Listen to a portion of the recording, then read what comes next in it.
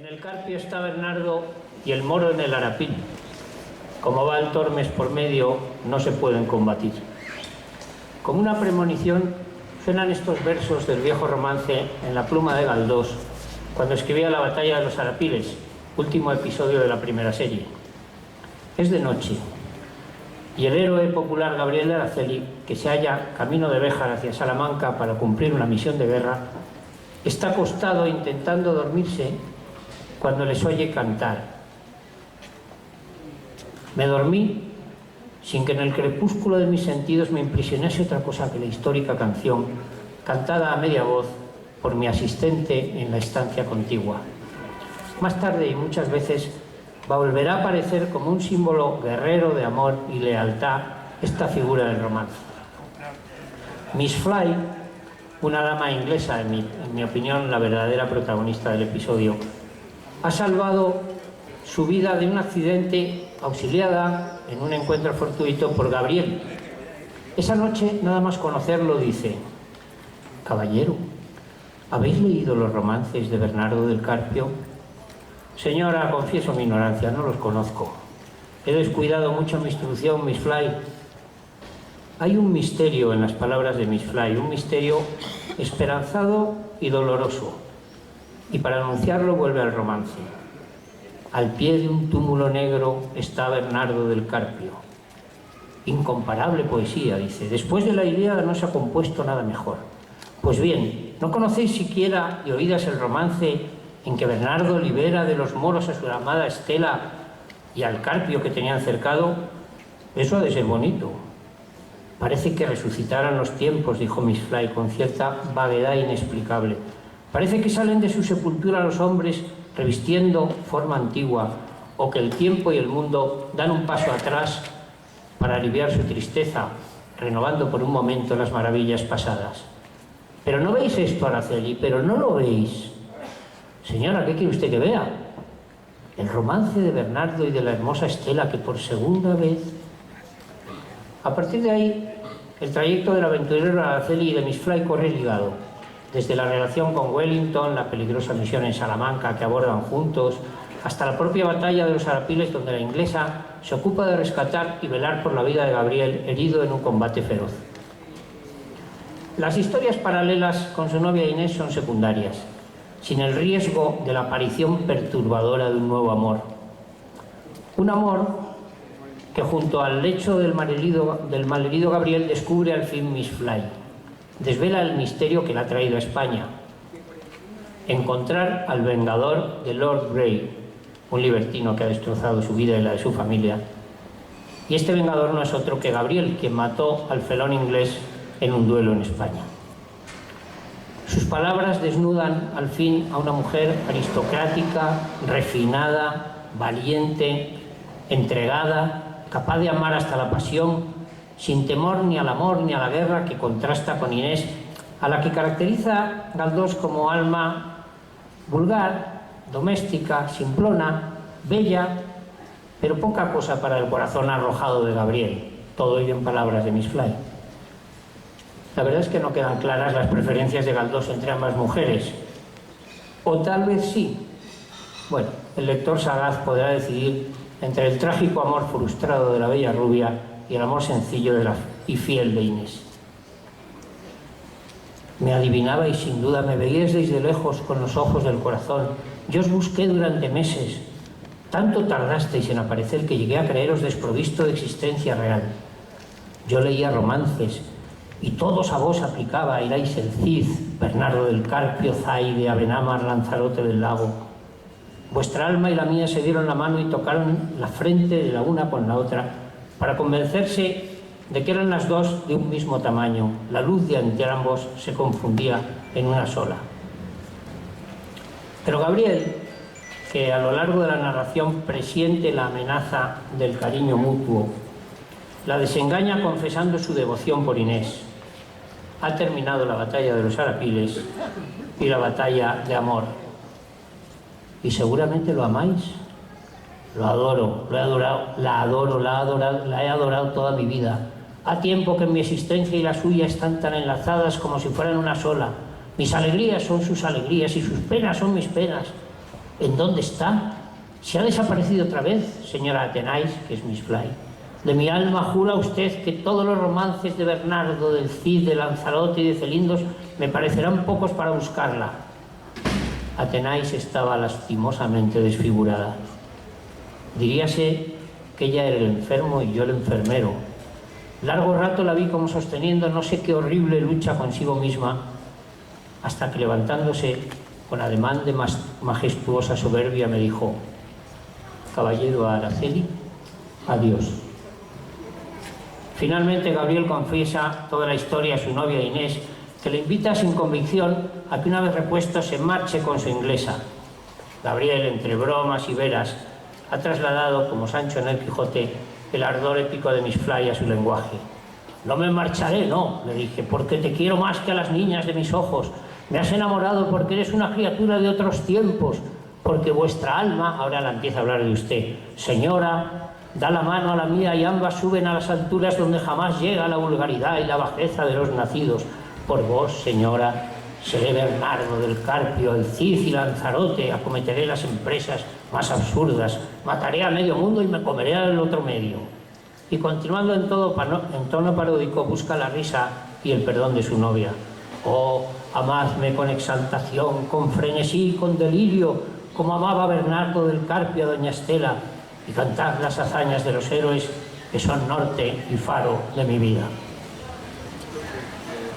La batalla de los Arapiles pertenece a la tradición de la mejor literatura de guerra del XIX, la que inaugura Stendhal en la Cartuja de Parma en 1839 y describe la batalla de Waterloo, donde también Wellington derrota a Napoleón y donde el protagonista Fabrizio del Dongo, víctima del desconcierto, queda herido en la masacre. La sigue en esta tradición Guerra y Paz de 1865 al 69 de León Tolstoy, que transcurre desde la derrota aliada en Austerlitz hasta que las tropas rusas de Kutuzov derrotan a Napoleón en Borodino. También aquí los protagonistas, Andrei Bolkonsky y Pierre Besukhov, son heridos en la lid. Será Galdós el tercero que, narrando la guerra napoleónica en 1875, no desmerece de las dos grandes obras anteriores.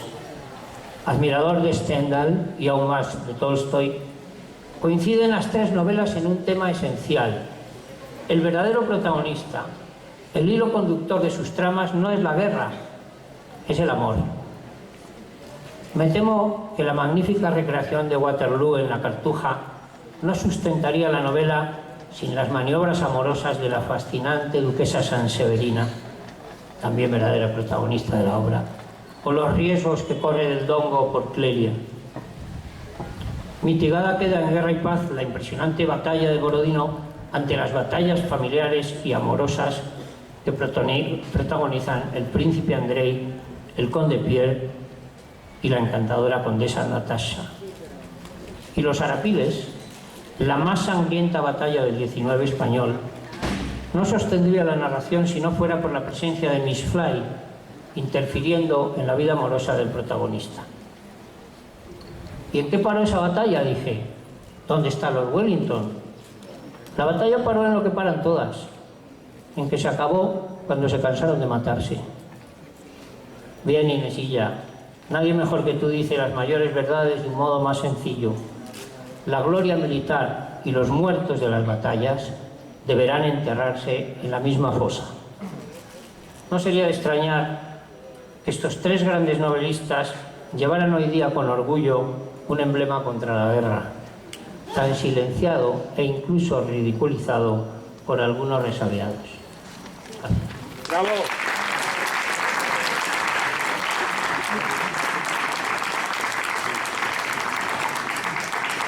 Muchas gracias, Pepe. Yo creo que esta lectura se la vamos a mandar a Donald Trump, a Netanyahu y a los chicos de Irán para ver si aprenden algo, porque la verdad ha sido una lección magistral que todos te agradecemos. Dicho esto, ahora Pepe Suárez se tiene que marchar porque presenta un libro en las ventas de un amigo suyo. Luego después vas a venir para el cocido. Vale. ¿Cuántos vais a ser? Tú Tú, ya está. No se hable más. Yo os quiero agradecer otra vez a todos vuestra asistencia. El tiempo nos está acompañando. He traído un símbolo chino de la buena suerte para ahuyentar la lluvia y un paraguas por si acaso llueve. Y entonces hay que estar rezando a Dios y al diablo. Simplemente, para no alargarme mucho, recordar que en este acto hay gente que ya no está con nosotros, como son Gregoria Úbeda García, mi madre, Umbelina, una vecina del barrio que asistía todos los años, Tomás González, tabernero ilustrado, que tuvo esta taberna hasta hace poco tiempo y que su hermano Luis debe andar por ahí escuchándonos para este tipo de cuestiones. Tomás González era ecofiñal y escribió un libro que se llama Mi pequeño Madrid, que podéis encontrar en internet y que es un relato del barrio a través de los escritos de Galdós. Y Tomás Sobrino, que también llevó esta taberna J. Blanco, Paco Taganana, que era un vecino de aquí del barrio que nos ayudó mucho, y José Luis Barroso, un gran actor que murió con 96 años. Este acto lo organiza Comisiones Obreras, la Federación de Pensionistas de Comisiones Obreras, que ha hecho toda la gestión necesaria para conseguir que no interrumpa la circulación este acto tan hermoso. Dicho esto, Pepe Esteban de Sigüenza, y que es el galdosiano que todos los años contribuye a realzar y dar luz a este acto, tienes la palabra.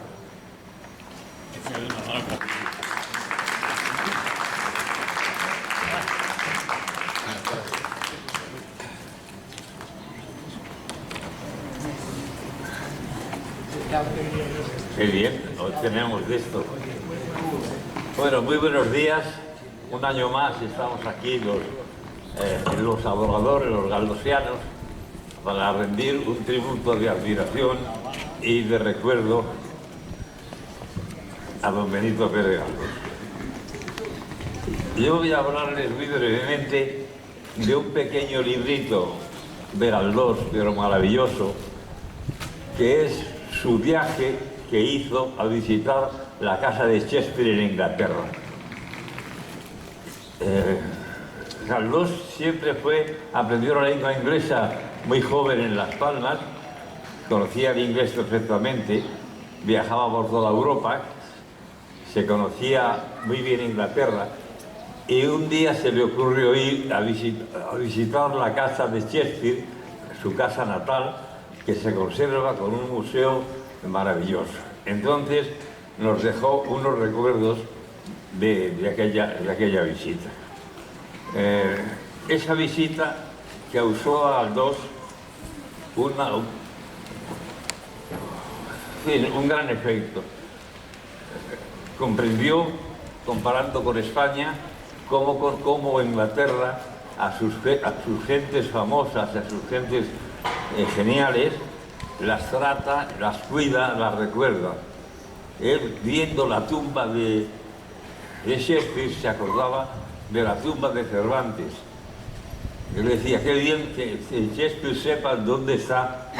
Nosotros, en cambio, sabemos que Cervantes está enterrado en unas trinitarias, sabemos que Velázquez está en la iglesia de Santiago, pero ambos no están en una sepultura conocida, puesto que fueron a la fosa común.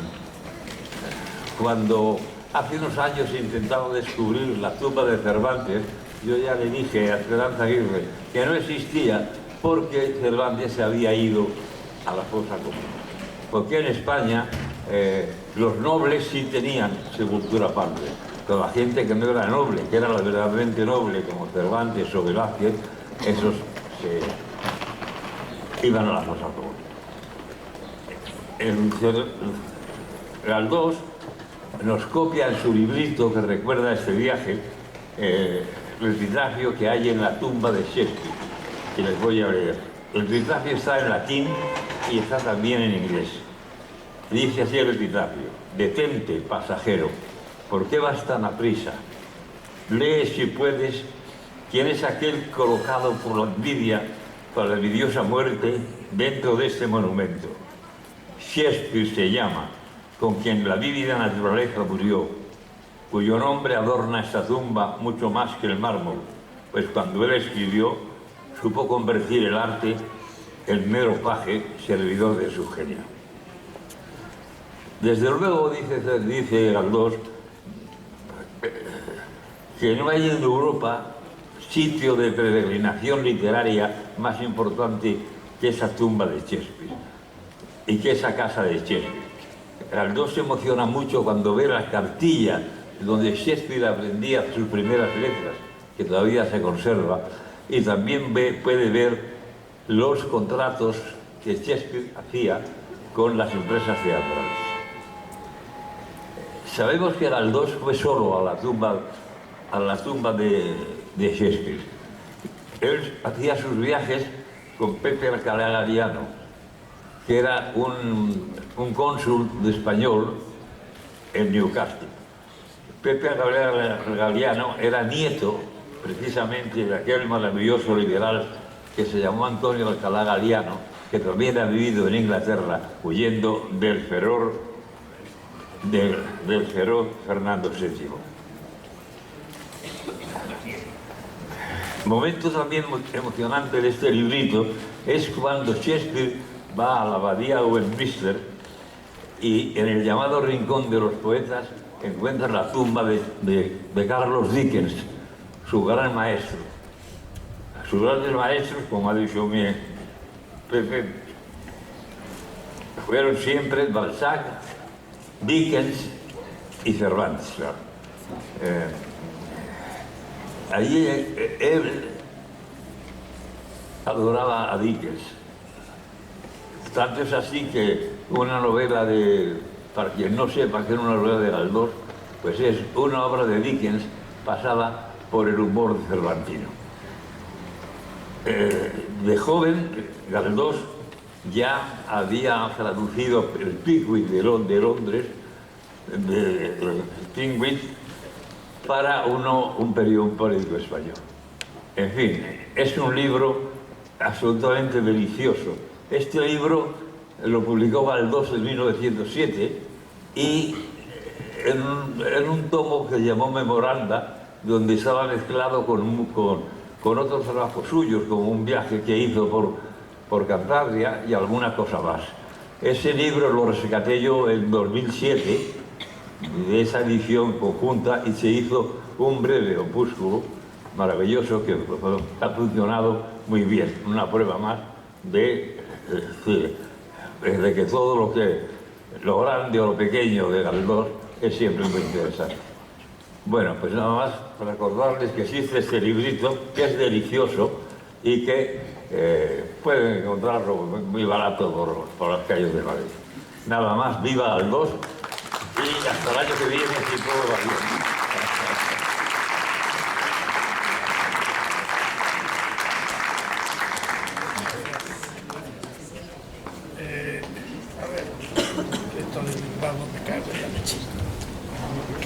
Muchas gracias, Pepe.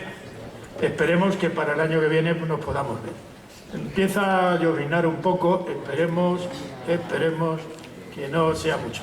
Para no perder más tiempo, Elena Nobel, vecina del barrio y galdosiana sempiterna, pues nos contará lo que ella crea más oportuno.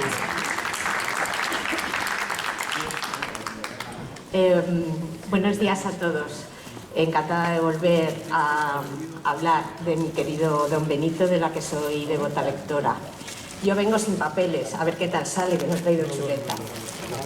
A ver, todos los años que he participado, que son un montón en este acto, siempre he venido con los episodios nacionales, leyendo un breve extracto, porque pienso que es una de las mejores novelas históricas que tenemos en español y que nadie lee.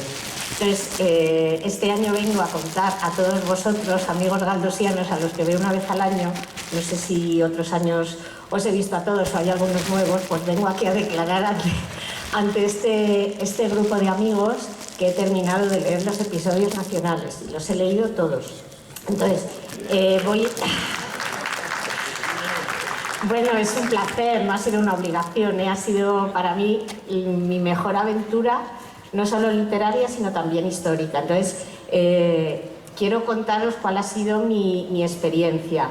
Yo no soy ni investigadora, ni filóloga, ni nada, y todo esto que os voy a contar sale del corazón, porque yo realmente he leído casi toda mi vida, de mucho tiempo, casi toda mi vida, a Galdós, y le admiro mucho. Entonces, ahí va en poco tiempo, cuál ha sido mi experiencia, y a ver si con esto os animo a que por lo menos algún episodio lo leáis si es que no lo habéis hecho. Ha sido una tarea larga. Yo decidí cuando los empecé a leer que no quería correr, que yo lo quería disfrutar. Entonces, recuerdo perfectamente el día cuando empecé, que fue en el año 2008, a raíz de que celebramos en Madrid los 200 años conmemorábamos los 200 años del inicio de la Guerra de la Independencia, y es cuando los empecé a leer, y he terminado en enero de este año, o sea que ha sido un largo trayecto, porque ya digo, no era para mí una carrera de velocidad, sino simplemente el disfrutarlos, tardara lo que tardara. No empecé por Trafalgar, sino que cuando me encontré con los 46 episodios o las novelas delante de mí, el primero que me llamó la atención, no sabía exactamente la magnitud de la obra, y el primero que llamó mi atención fue el del 19 de marzo y el 2 de mayo. ¿Por qué? Porque de siempre, o desde pequeña, cuando lo estudiaba en el colegio, ese 2 de mayo, Napoleón, las luchas contra los franceses, Daoiz y Velarde, era un tema que me apasionaba, y es ahí donde lo empecé. O sea, empecé por el 2 de mayo y me gustó tanto que es cuando decidí los tengo que leer, y inicié ya, fui a Trafalgar, y luego ya he ido hasta el final leyéndolos todos.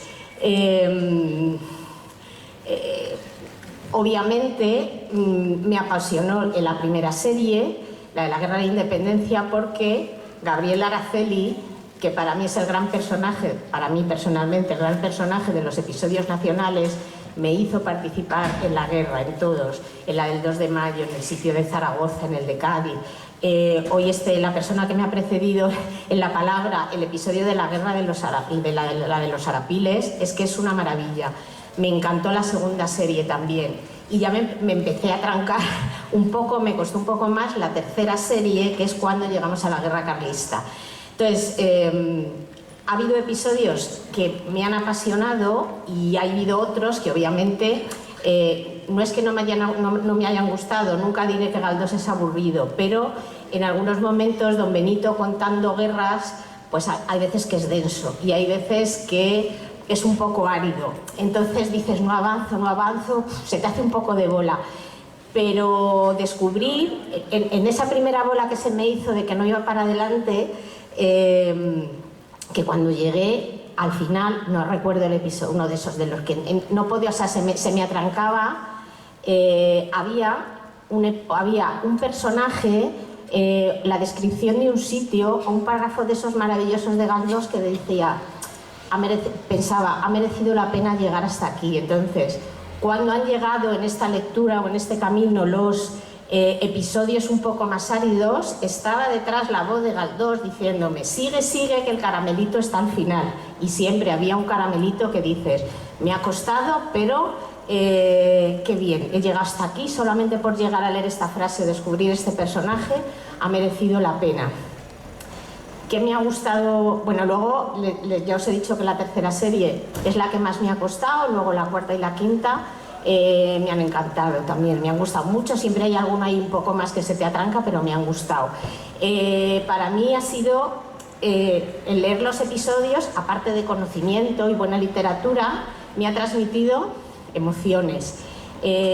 Los personajes históricos han dejado de ser para mí, o los del siglo XIX, desde que he leído esta obra, o estas novelas, han dejado de ser personajes estáticos que están en un cuadro o en una escultura.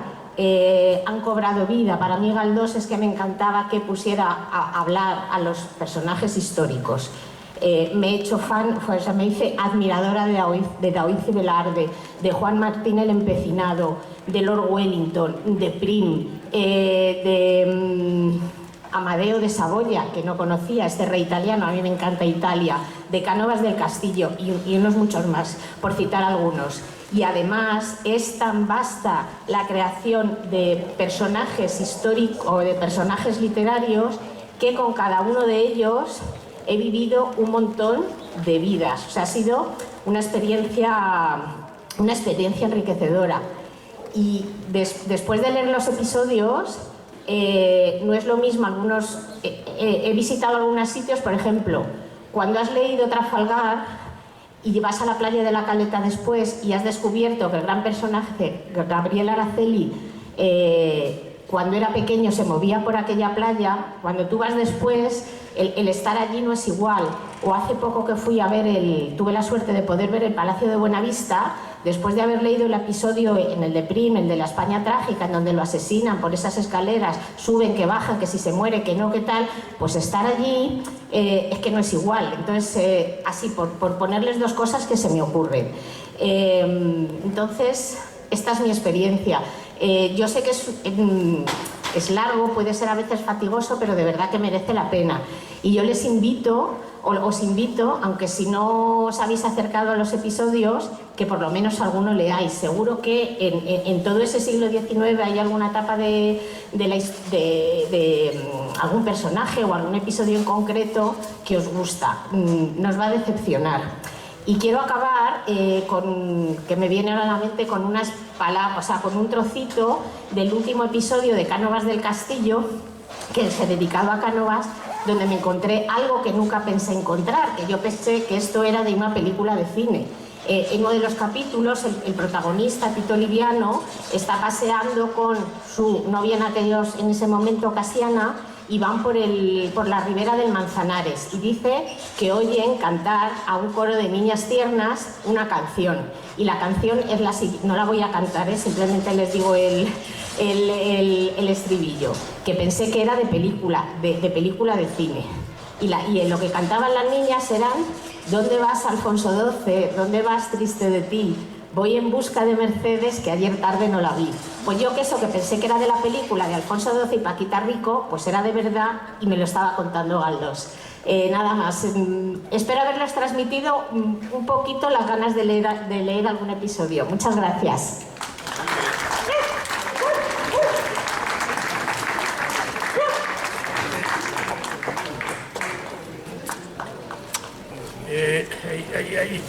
Estoy saliendo y entrando de un lumbago que, bueno, por eso me veis así un pelín encorvado. Como os he dicho antes, este es un acto que cuenta con la organización de la Federación de Pensionistas de Comisiones Obreras de Madrid. Tenemos aquí a nuestra secretaria Marisa Castro, que si quieres decir alguna palabra, este es el momento.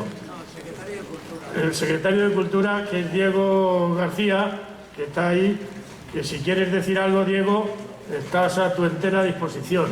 Después de esta gran intervención de Elena, pues tú puedes decir lo que te parezca bien, que para eso estamos en una democracia.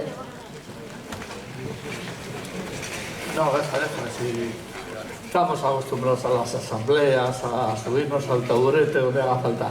Agradecer a todas y a todos la presencia a este acto que desde Comisiones Obreras preparamos con mucho cariño.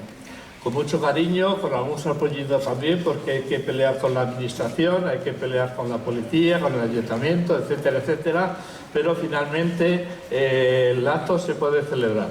Y lo celebramos con alegría porque la clase trabajadora, nosotros, de donde venimos de reivindicar mejoras condiciones para la organización, para la clase que representamos, y dentro de esas reivindicaciones está también la reivindicación de la cultura.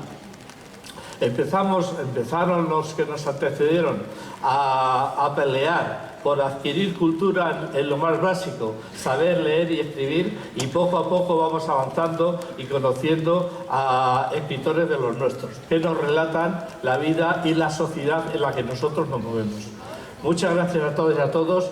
De Galdós no voy a hablar porque no sé de pocas cosas, y de Galdós, comparado con las personas que estáis aquí, mucho menos. Muchas gracias y adelante las organizaciones obreras.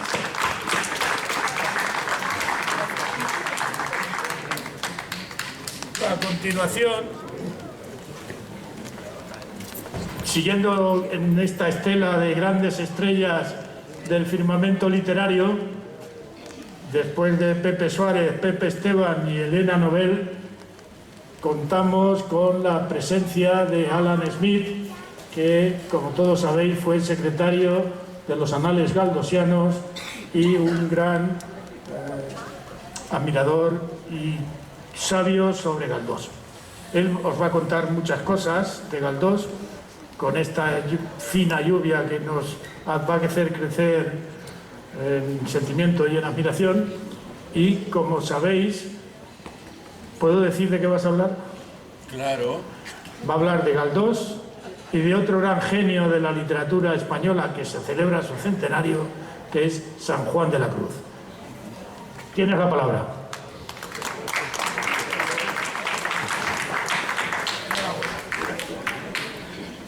Bueno, tengo la impresión de que sabio y saborear tienen algo que ver, esas dos palabras. Todos somos sabios de Galdós, puesto que todos lo saboreamos.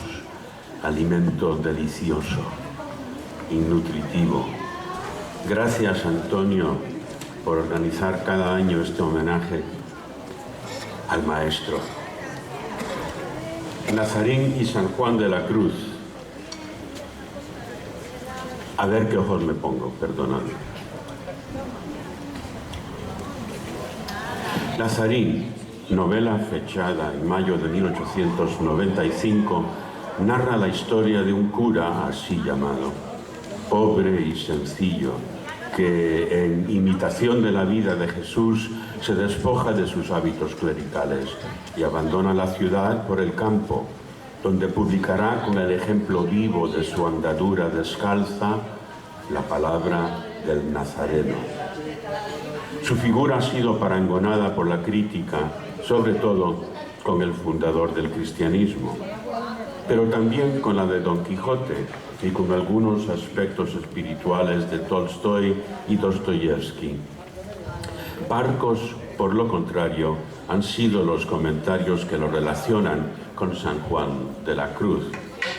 No obstante, ya en 1970 Gustavo Correa había advertido la presencia del discurso místico español, precisamente de Santa Teresa y San Juan, en tres novelas de Galdós: Ángel Guerra de 1890, Nazarín de 1895 y Alba del otoño del mismo año, la continuación de la novela anterior.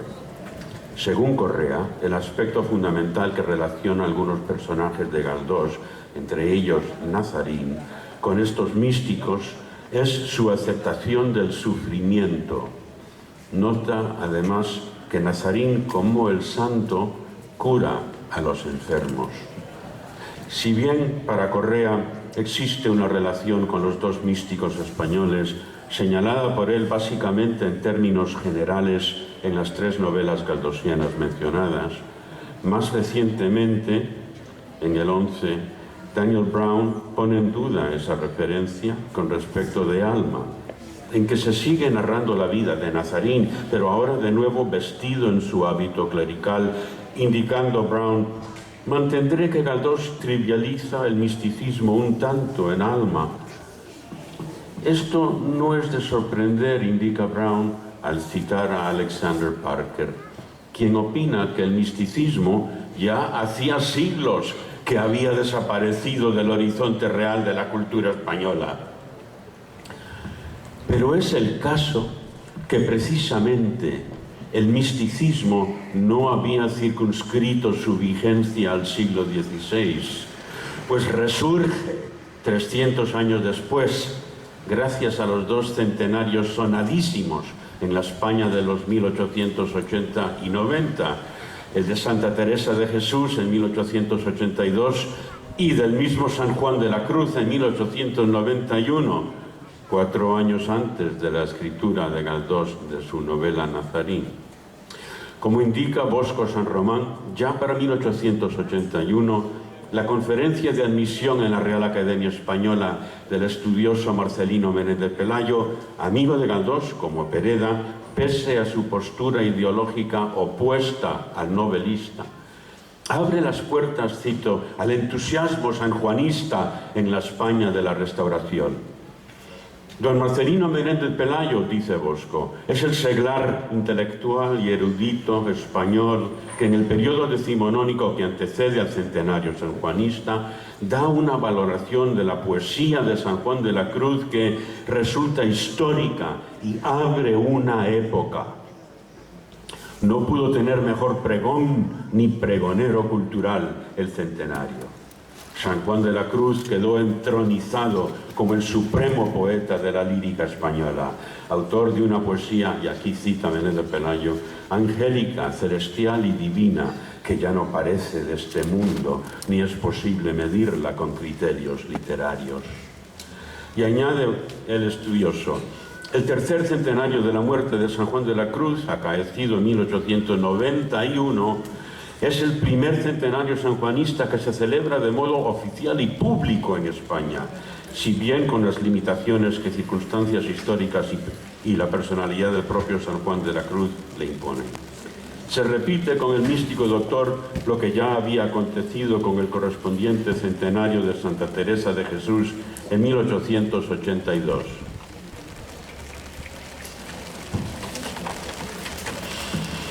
La primera vez en la historia española de la Orden de los Descalzos que una conmemoración secular sanjuanista sale de las clausuras, conecta con la sociedad incorporándose sus medios y recursos y adopta un carácter público, extraconventual, de intenciones espirituales y culturales socialmente abiertas.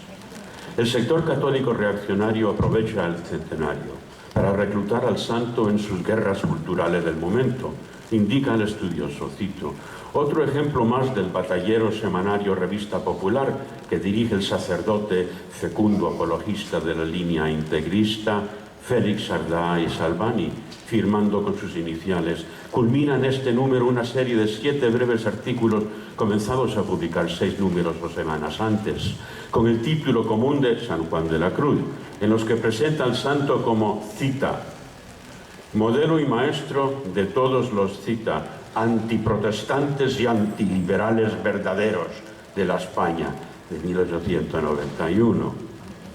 La obra de Galdós, precisamente, puede verse como un rescate de la figura del santo, de ese medio truculento, rescate que destaca aquellos valores basados en el amor, en resonancia con su mirada humanista y en un sentido profundo religiosa, interés sin duda estimulado desde comienzos de los 80 por la voz de su brillante joven amigo Marcelino Menéndez Pelayo. Nazarín narra la historia de un clérigo pobre que al perder su modestísima vivienda por causa de un incendio y bajo la sombra de sospechas de haber albergado un criminal de muy malos antecedentes, una criminal, decide abandonar no solo su ciudad, Madrid, sino la misma ropa religiosa que cubría su cuerpo, tras haber aprendido a caminar descalzo. Por cierto, que yo sepa, de talle aparentemente pedestre, diríamos, no comentado por la crítica, y sale a esos campos de Dios que rodean la capital, camino de Móstoles y más allá, cruzando el Guadarrama. Veámosle por primera vez por medio de la mirada del narrador personaje que le conoce y le examina a gusto. Nazarín o Nazario Zaharín o Zaharín era de mediana edad, más bien joven prematuramente envejecido, rostro enjuto, tirando a escuálido, nariz aguileña, ojos negros, trigueño color, la barba rapada, el tipo semítico más perfecto que fuera de la morería he visto. Bastante, cierro cita, bastante parecido físico guarda Nazarín con San Juan, según la descripción que ofrece Jerónimo San José en su compendio de la vida del extático y sublime doctor místico San Juan de la Cruz, libro que se publica por primera vez en 1703, pero que es republicado ahora, reeditado en ocasión del centenario de 1891. Y en ese libro se lee este texto, la descripción del santo. Comparémoslo con la descripción que acabamos de oír de Nazarín. Cito: era nuestro beato padre de estatura entre mediana y pequeña, bien trabado y proporcionado el cuerpo, aunque flaco por la mucha y rigurosa penitencia que hacía, el rostro de color trigueño, viva el trigo, algo macilento, más redondo que largo, calva venerable con un poco de cabello delante. La frente ancha y espaciosa, los ojos negros con mirar suave, cejas bien distintas y formadas, nariz igual que tiraba un poco a aguileña. Nazarín se empeña en rechazar el calzado. Cito de Galdós, de la novela: y un día, encontrándose con su calzado lleno de roturas y sin recursos para mandar que se lo remendaran, imaginó que la mejor y más barata compostura de botas era no usarlas. Satisfecho quedó, pero considerando que a la descalcez, como a todo, hay que acostumbrarse, hizo propósito de darse la misma lección un día y otro, hasta llegar a la completa invención del calzado permanente, que era uno de sus ideales de vida en el orden positivo. Nazarín vuelve una y otra vez al ensayo de andar descalzo, cito, y de vuelta a su casa empleó todo el día en el ejercicio de andar descalzo, que a la quinta o sexta lección le daba ya desembarazo y alegría. Por su parte, el biógrafo de San Juan apunta que en el momento de estrenar su primer monasterio de la nueva orden de carmelitas descalzos, viste el santo por primera vez en público el atuendo que les será característico. Cito: a la mañana, que había prevenido con oración la mayor parte de la noche, se fue a decir misa y poniendo sobre el altar el nuevo hábito, lo bendijo, añadiendo el andar sin calcillas, choclos ni alpargatas, ni otro algún reparo en los pies. Y así, desnudamente vestido y recoleto, presentó a los ojos del mundo la figura del primer descalzo carmelita y de los reformadores, el primero y el mayor. ¿Por qué se descalza Nazarín? No solo por ahorrar el cuidado de su calzado, desde luego, sino, como dice el narrador, por un, cito, ideal de vida. El mismo creemos que animó el fundador de los carmelitas descalzos, cuyo ejemplo sigue el padre galdosiano, para de esa manera sentir la tierra. Como San Juan, Nazarín cura a una enferma en trance de muerte y como el santo echa fuera a los demonios. En la biografía de San Juan hay varios casos en que el santo echa fuera a los demonios, pero miremos uno en especial en que una monja sufre terribles angustias estimuladas por el deseo sexual. Cito de esa biografía del siglo XVIII reeditada en 1891. Había en un monasterio de Ávila una religiosa a quien, envidiando el demonio en la perfección con que vivía, comenzó a molestarle con espíritu de blasfemia, ingiriendo proposiciones contra la fe y tentaciones contra la castidad que había profesado. Y viendo la aflicción de aquella alma y astucias de su enemigo, valiéndose de los exorcismos de la Iglesia y armas de su oración, conjuró al demonio y le venció, dejando a la monja libre de su tentación. A esa monja el demonio le profería, cito, tentaciones contra la castidad. La misma perturbación sufrirá Beatriz en Nazarín, mujer joven y agraciada, quien había sido amante de un hombre tan guapo como cruel, y rechazada por él, expresa de periodos de convulsiones, de comer tierra, de no comer nada. La hermana de Beatriz comenta el mal de su hermana. Después, añadió Fabiana, le daban unos ataques tan fuertes, pero tan fuertes, señor de Nazarín, que entre todos no la podíamos sujetar. Bramaba, espumarajeaba, y luego salía pegando gritos y pronunciando cosas que la avergonzaban a una. Hacia el final de la novela, cuando al ir a por agua, ella, Beatriz, tiene un encuentro con su antiguo novio, por quien rebrota su atracción sexual, vuelven los malestares de su ser, malestares que la voz de Nazarín sanan. Cito: Beatriz rompió a llorar amargamente y le dice el padrito: llora, llora hasta que te vuelvas toda agua, que esa es la señal de que los ángeles ganaron la batalla. Entre lágrimas y suspiros lo fue contando todo y agregó que su conciencia le daba ya las seguridades de no volver a pecar, ni aún con el pensamiento, que las horribles dudas no volverían a trastornarla, ni el demonio a ponerle encima mano ni dedo. La escena culminante de la novela galdosiana, de prisión, vejación y sufrimiento de Nazarín a manos de otros prisioneros, guarda estrecha relación con la historia de Jesús, desde luego, pero también recuerda la terrible prisión, vejación de palabra y de hecho de San Juan en el monasterio de Carmelitas Calzados de Toledo, donde sufrió cárcel y tormento, azotamientos en la rueda que llamaban, durante 9 meses, desde diciembre de 1576 a agosto de 1577. Nazarín es, como Don Quijote, como el príncipe Mishkin de Dostoyevsky, un personaje plural, en constante peligro de transformación, por lo mismo que a cada momento uno u otro ser de la comunidad mítica que lo integra se transparenta en su condición de personaje. Nazarín, Jesús, sí, pero también Nazarín, Don Quijote, y también lo estamos viendo, Nazarín, San Juan, el itinerante carmelita descalzo. Y termino. Quizás lo que más caracteriza a estas dos figuras es su vocación de sufrimiento, como Correa había señalado en su momento.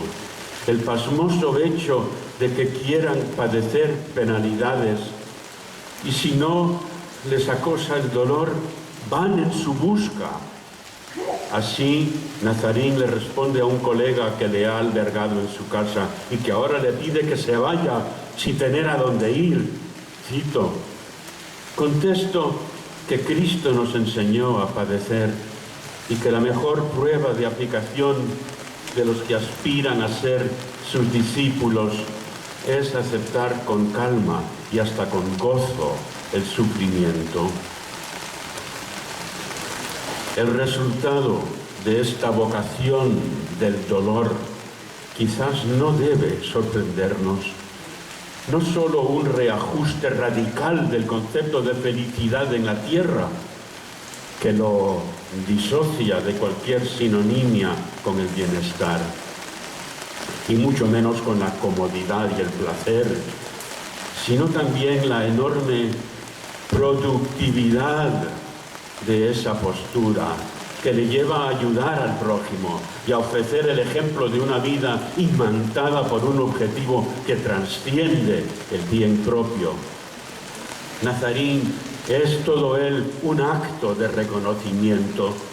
Su hondura reverberante lo enriquece y embellece de tal manera que llega a su vez al valor viajero de un mito que se acerca y se aleja descalzo.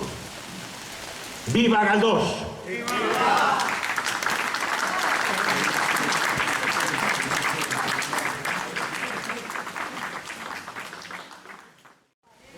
Bueno, buenos días a todos.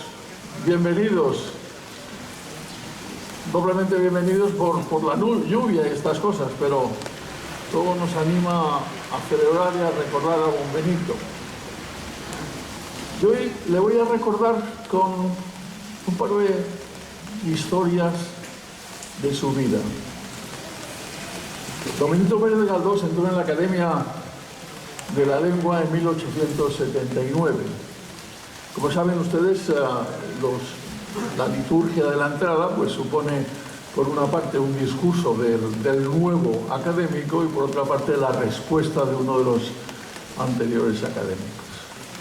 Don Benito, como era de esperar, en la mayor parte de su discurso pues lo que hizo es contar cómo fue haciendo su obra, y en ese discurso, que me parece realmente notable y que habría que leer y releer porque él mismo cuenta cómo ha llegado a escribir lo que escribió, escribe un párrafo que me parece digno de ser recordado y que por eso, si ustedes me lo permiten, se lo voy a leer.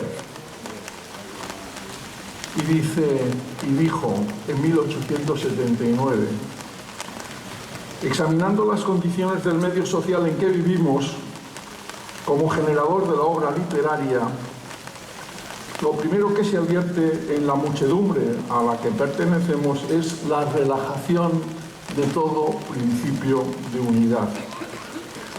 Las grandes y potentes energías de cohesión social no son ya lo que fueron, ni es fácil prever qué fuerzas sustituirán a las perdidas en la dirección y gobierno de la familia humana.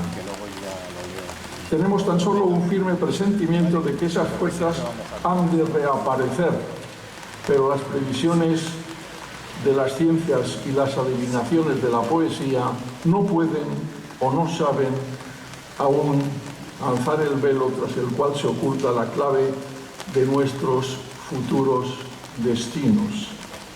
La falta de unidades es tal que hasta en la vida política, constituida por naturaleza en agrupaciones disciplinadas, se determina claramente la disolución de aquellas grandes familias formadas por el entusiasmo de la acción constituyente, por afinidades tradicionales, por principios más o menos deslumbradores.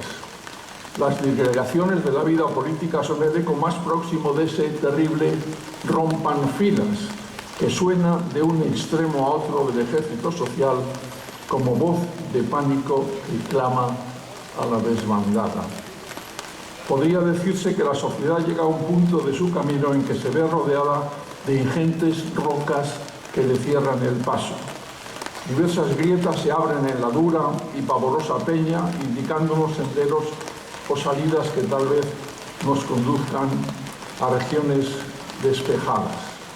Contábamos sin duda los incansables viajeros con que una voz sobrenatural nos dijera desde lo alto: por aquí se va, y nada más que por aquí. Pero la voz sobrenatural no hiere todavía nuestros oídos, y los más sabios de entre nosotros se enredan en interminables controversias sobre cuál podeba ser la hendidura o pasadizo por el cual podremos salir de este hoyo pantanoso en que nos revolvemos y asfixiamos. Está escrito en 1879. Parecería que estuviera escrito en 2026, ¿verdad? El que le contestó fue un señor que se llamaba Marcelino Menéndez y Pelayo. Y es curioso porque don Marcelino Menéndez y Pelayo, normalmente en esos discursos, y lo digo yo que hace poco he tenido el gusto y el honor y el agradecimiento de ser recibido como socio, como académico de la Academia de Ciencias Morales y Políticas, el que entra tiene un discurso más o menos largo, el que recibe tiene un discurso más o menos corto.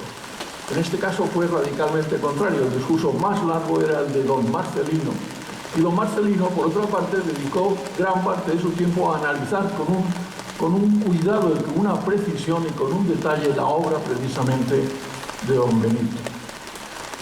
Y don Marcelino dice varias cosas al final de su discurso, y fundamentalmente lo que nos recuerda es, y dice: tal es, muy sumeramente inventariado, el caudal enorme de producciones con el que el señor Galdós llegó a las puertas de esta academia. Sin ser un prosista rígidamente correcto, a lo cual su propia fecundidad se opone, hay en sus obras un tesoro de lenguaje familiar y expresivo. Ha estudiado más en los libros vivos que en las bibliotecas, pero dentro del cálculo de su observación todo lo ve, todo lo escudriña, todo lo sabe. El más trivial detalle de artes y oficios, lo mismo que el más recóndito pliegue de la conciencia. Sin aparato científico, ha pensado por cuenta propia sobre las más arduas materias en que puedan ejercitarse las especulaciones humanas. Sin ser historiador de profesión, ha rendido el más copioso archivo de documentos sobre la vida moral de España en el siglo XIX. Y si Balzac, en vez de levantar el monumento de la comedia humana, con todo lo que en él hay de endeble, tosco y monstruoso, se hubiera reducido a escribir un par de novelas por el estilo de Eugenia Grandet, sería ciertamente un novelista muy estimable, pero no sería el genial, opulento y desbordado Balzac que conocemos. Galdós, por tanto, se le parece. No valdría más si fuese menos fecundo, porque su fecundidad es signo de fuerza creadora y solo por la fuerza se triunfa en literatura como en todas partes. Domenico murió en 1920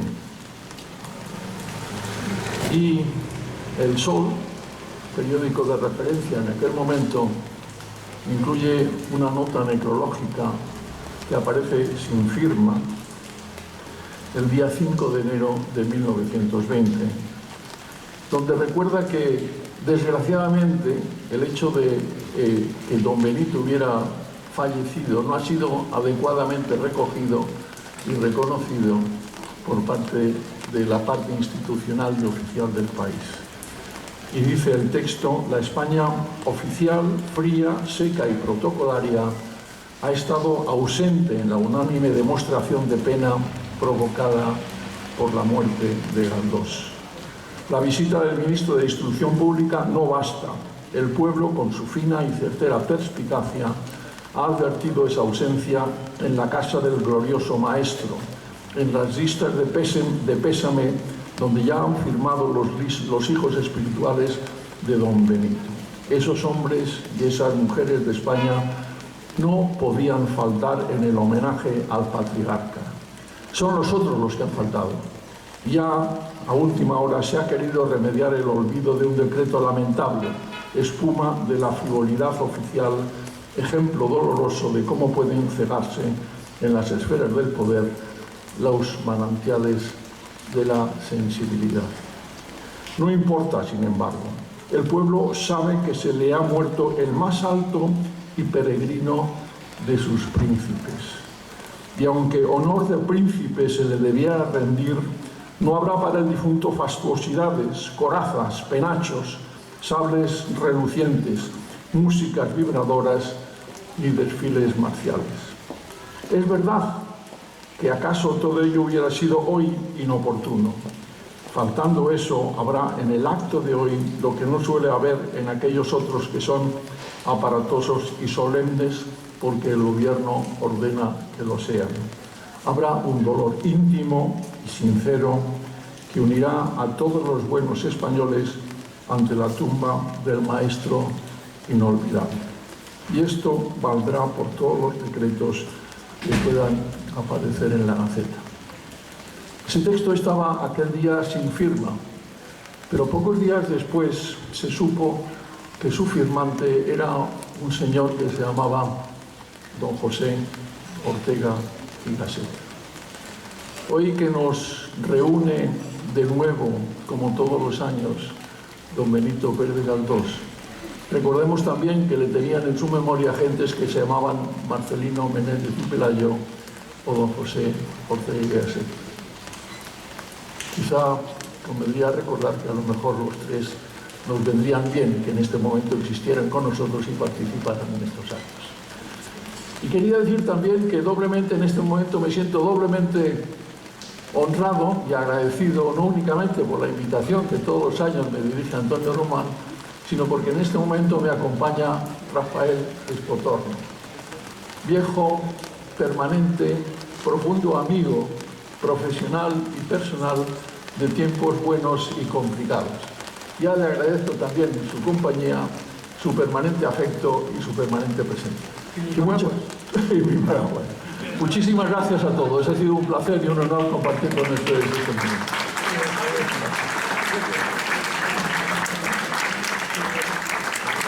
Con cuidado no nos caigamos así.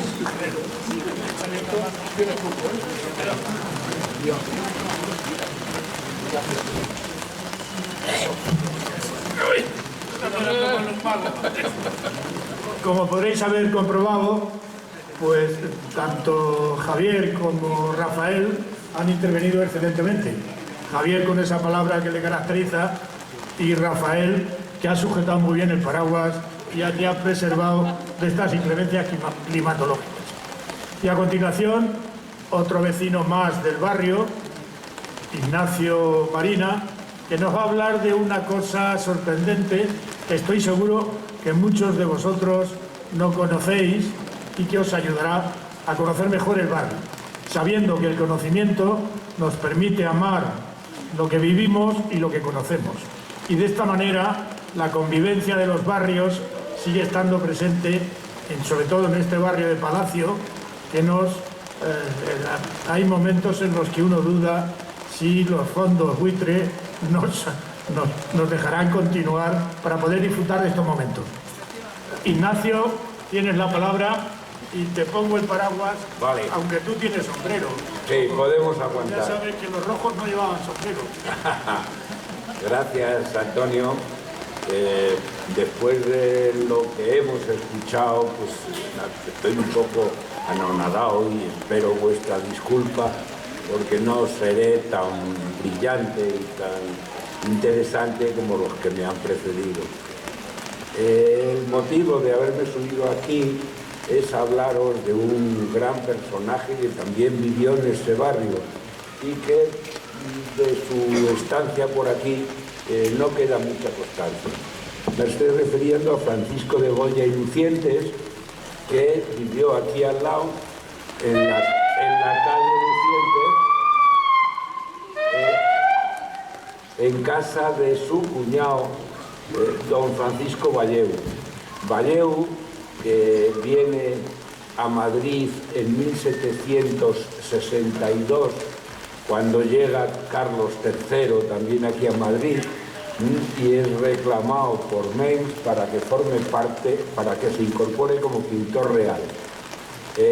Los Valleu son 3 hermanos pintores, 2 hermanas ilustres, y a ese clan se une Goya en 1773.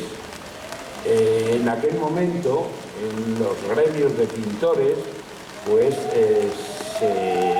había un apoyo mutuo y se funcionaba con muchas de las virtudes y defectos de los temas gremiales. Ahí se incorpora Goya y es fundamental para su progreso en la corte. Aquí en el número 9 de la calle Reloj, precisamente el mismo sitio donde después se descubrieron los restos de esas pobres mujeres asesinadas, ahí vivió el clan Bolleu. Y ahí vive Goya en 2 periodos. En 1760, 67 y 69, viene a examinarse a la Real Academia de San Fernando para optar a unas becas. Mientras tanto vive aquí. En esos 2 exámenes no logra entrar de becario en la academia y de esa frustración para aprender y formarse se va a Italia. Y a la vuelta de Italia viene con la decisión firme de incorporarse al clan de los Valleu. Se casa con la hermana, con la Josefa Valleu, y forma clan con los otros tres pintores, con lo cual son 4 pintores de primer nivel los que vivieron aquí y los que se ayudan mutuamente a cubrir por casi un cuarto de siglo los principales puestos de la pintura en España. Hay noticias de esta estancia en 2 aspectos, en los archivos de la iglesia de San Millán, y hay constancias de que allí se casaron Francisco de Goya y Josefa Valleu, y en las amonestaciones aparecen testimonios de personas del barrio que certifican que Josefa Valleu era soltera y que por lo tanto se podía casar. Y también el primer hijo de Goya se bautiza en la iglesia de San Millán. Esos son los dos testimonios ciertos de este asunto. A mí siempre me ha parecido que Goya y Galdós, aunque Galdós no cita en sus episodios en ningún momento a Goya, sin embargo todos los que leemos a Galdós nos imaginamos las escenas apoyados en los dibujos de Goya, y todos los que miramos los dibujos de Goya vemos la historia que cuenta Galdós. Por lo tanto, yo creo que viene a cuento hermanar las 2 figuras y proclamarles, perdonadme, los 2 grandes gallos de la cultura española, Galdós y Goya. Gracias. Ay, últimamente, perdón, se me olvidaba. En el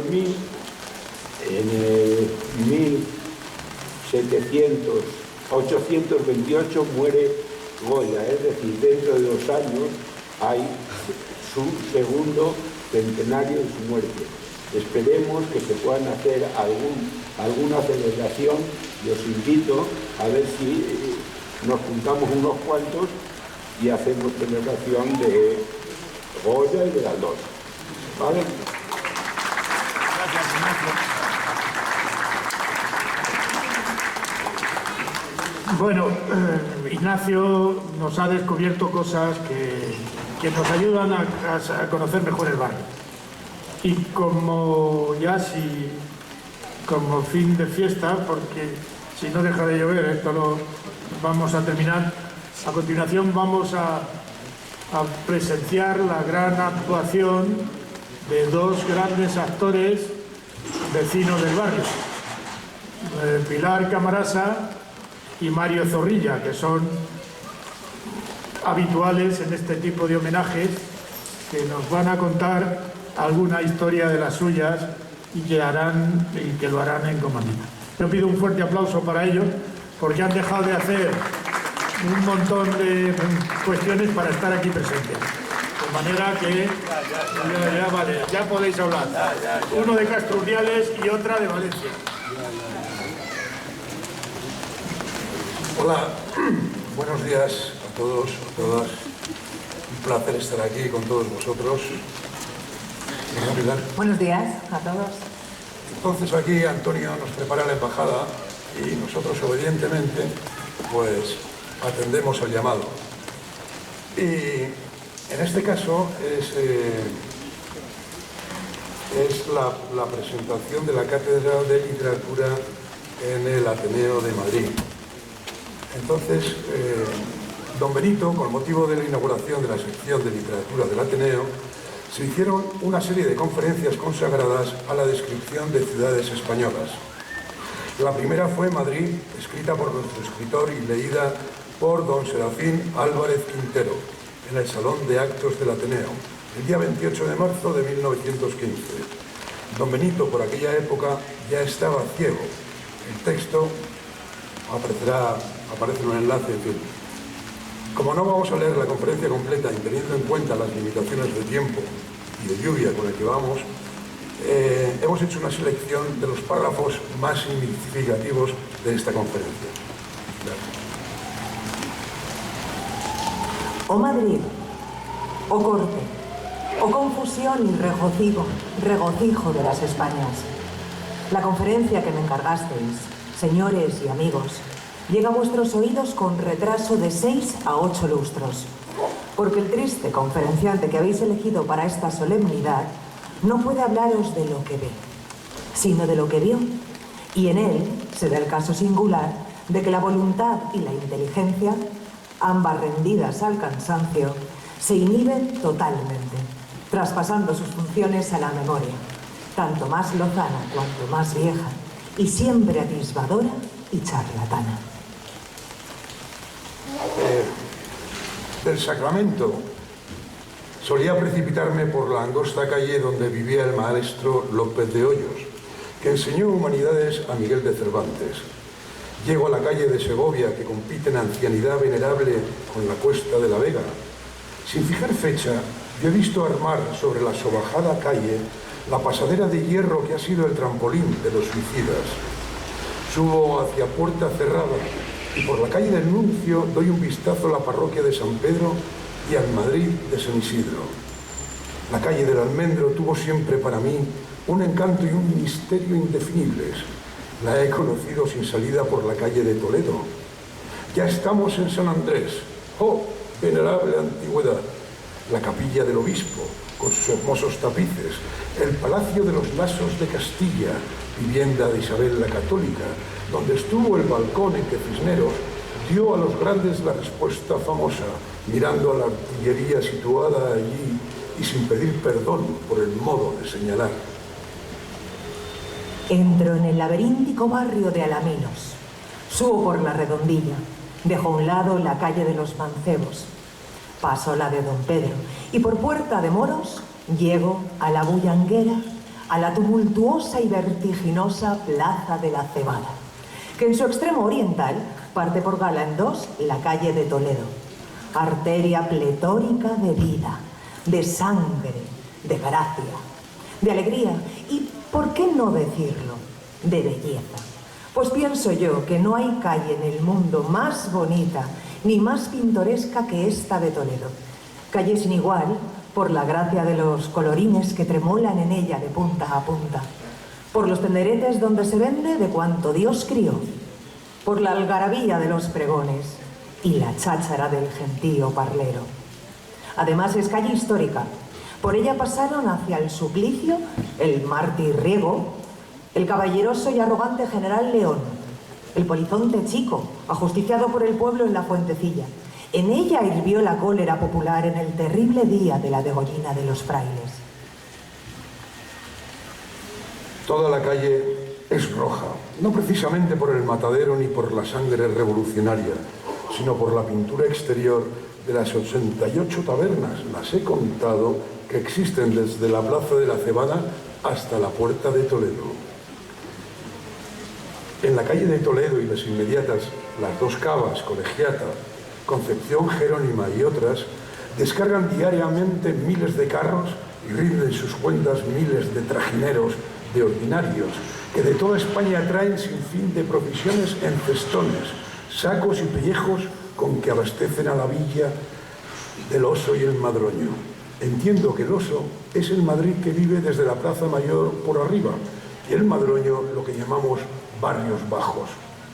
En estos, el que os habla, fugitivo de la universidad, ha hecho un año y otro con buenas notas cursos de literatura práctica y aún de psicología experimental, entablando íntimo trato con personas o figuras imaginarias, ora en la calle del Almendro, ora en la cava de San Miguel, ya en el Café del Gallo y la inmediata Escalerilla, ya en las calles del Amparo, en la cava baja del Mediodía Grande, Humilladero, Irlandeses, Calatrava y otras muchas.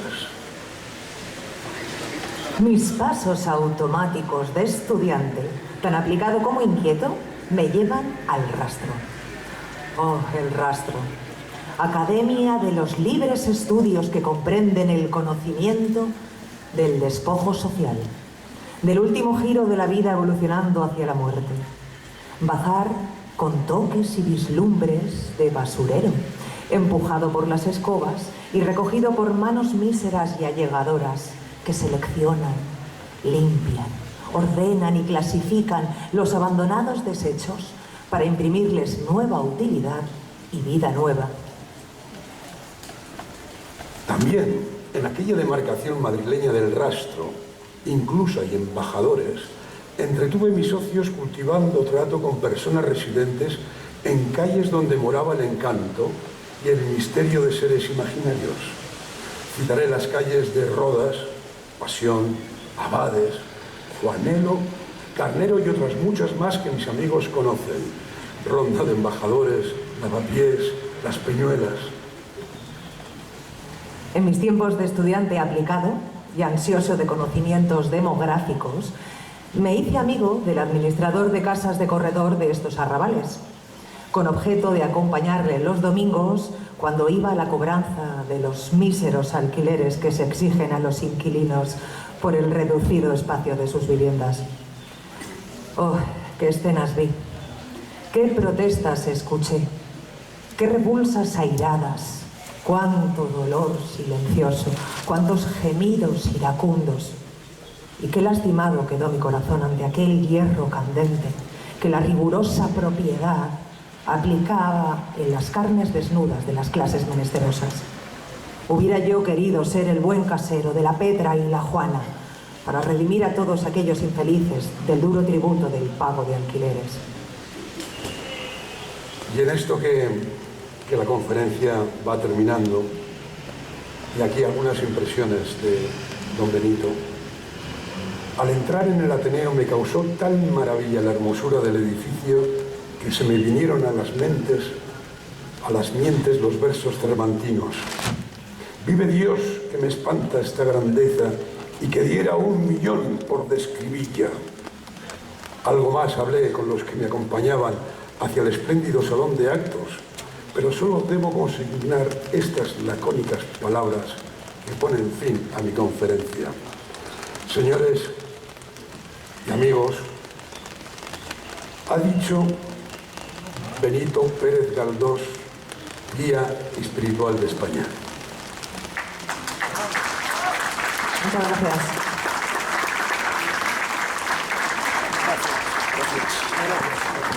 Antonio, yo me quedo aquí con el paraguas y terminas tú.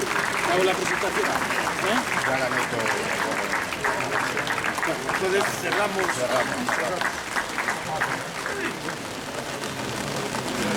Gracias. Bueno, todo lo bueno continúa.